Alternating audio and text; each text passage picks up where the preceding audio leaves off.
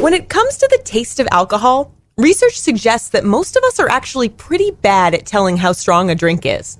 Listen up, because if you think your taste buds know best when it comes to judging the strength of your drinks, then you might want to think again. Are you good at this? I mean, clearly I'm not. But I feel like this is a really important thing for people to know, because a lot of the time, if you're drinking a drink and you can't taste the alcohol, you're liable to drink way more than you should. Right, because you think, well, there can't be very much in here because I can't taste it. Right. But that's not true. Exactly. So studies done in the 1980s showed that people can't really tell the difference between regular beer, light beer, and even non-alcoholic beer. And a 2013 study showed that wine drinkers couldn't tell the difference in alcohol content in different wines either.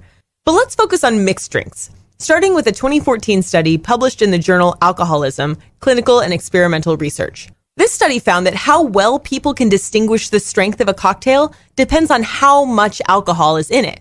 Roughly 60 to 70% of volunteers could tell the difference between plain orange juice and orange juice with a splash of vodka. And the same number could tell the difference between a Pilsner with 0.5% alcohol and a wheat beer with 5% alcohol.